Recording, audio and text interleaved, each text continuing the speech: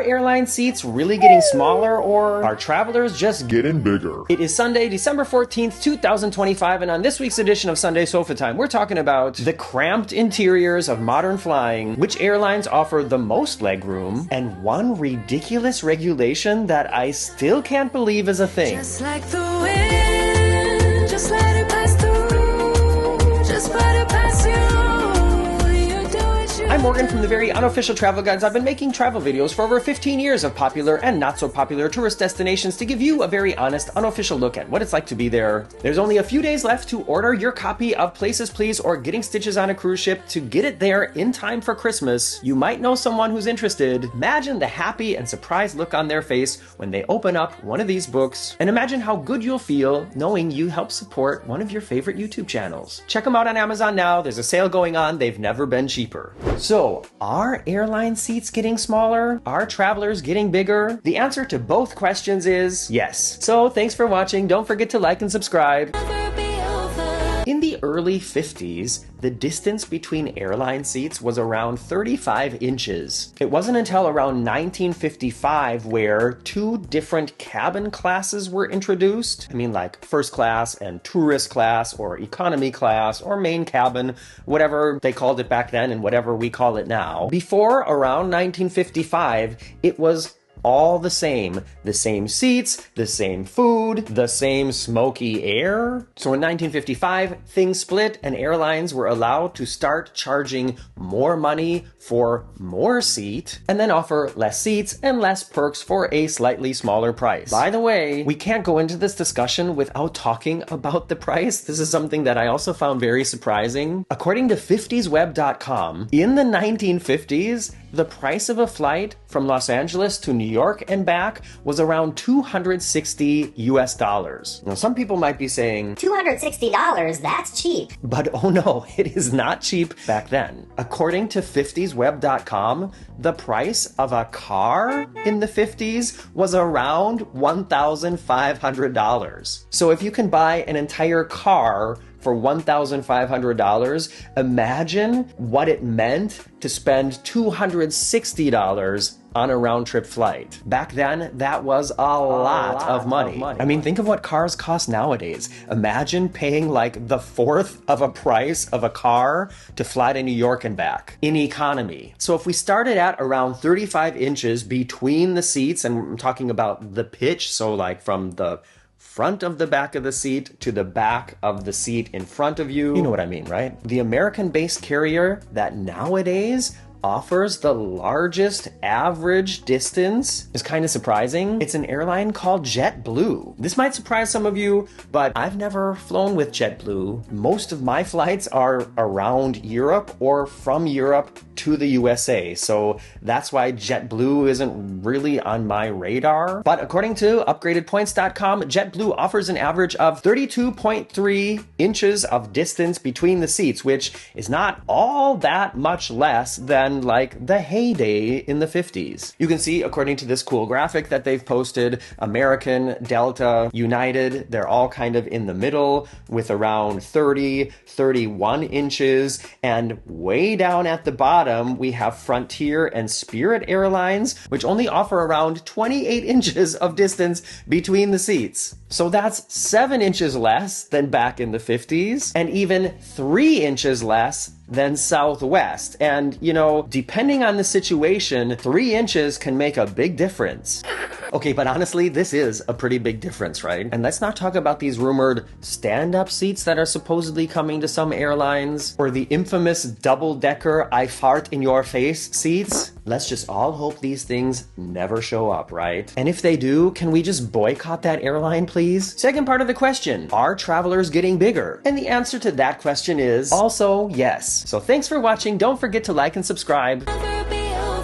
I know this is kind of obvious, but you just need to look at pictures of people from, let's say, back in the 50s, and you'll see it's very clear that the shape and size of our bodies has changed a lot. Check out this video of the Coney Island beach back in the 50s. Look at how skinny all these people are. And these aren't like models that were selected to look good in this picture. These are just hundreds of average people hanging out on the beach. And damn is it crowded. This is a video of the same beach in 2025. And yeah, I mean, people look different nowadays. It's no secret, butts are getting bigger.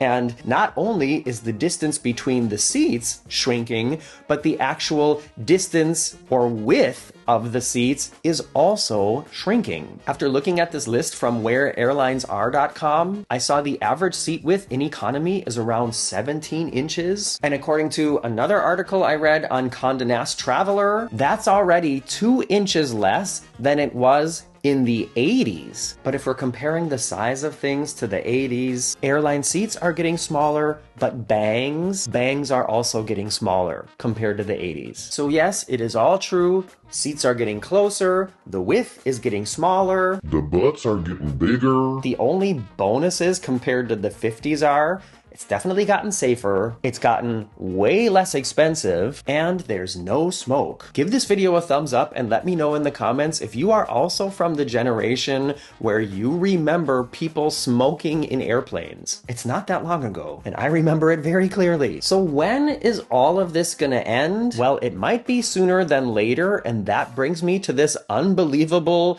regulation that just I can't wrap my head around this, and I want to tell you about that right after I tell you about something else. If you haven't been around on the Very Unofficial Travel Guides lately, there is a lot going on in my life. I'm working on a big musical project in Stuttgart, Germany. I made a sofa time about that a couple weeks ago, and until the end of the year, I am posting a never before seen series I created a couple years ago where I flew to Istanbul, Turkey to get some cosmetic surgery. Medical tourism is a big booming business, and I know it's not the kind of thing that I usually talk about or show here on the Very Unofficial Travel Guides, but I just decided now that all this time has gone by and I'm feeling good about the results, I want to share it with you, and I want to share it with anybody who might be interested in getting this same procedure, to let them know this is how it went for me and this is what I would recommend to you. So if that sounds interesting and those videos haven't shown up in your feed lately,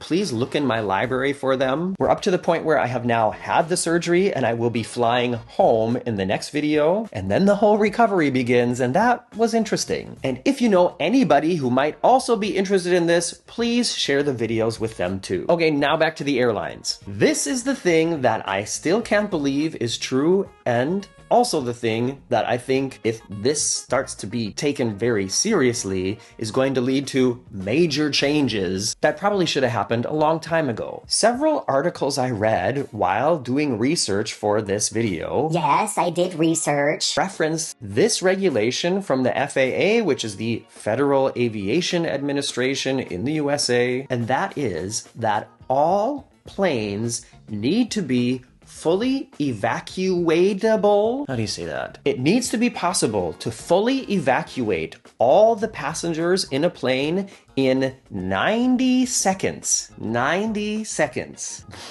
What? I just bit my cheek. How can this be a regulation? Wait a second. I understand why it's a regulation, because if a plane has like a crash landing or something, studies show that if you can get everybody out within 90 seconds, then people have the most chance of surviving if there's a fire or something else tragically happening with the plane, let's say. But 90 seconds to get everybody out of the plane? There's no way that with the distance between the seats and with people in the shape that they're in nowadays, there's no way you're gonna get all those hundreds of people packed like sardines in the back of a plane out of the plane in 90 seconds. How can this be a thing? Does this surprise any of you too? When this regulation was made, were there old people traveling? Were there people with disabilities traveling? 90 seconds? Wouldn't it be nice if when the plane lands and that seatbelt sign goes off,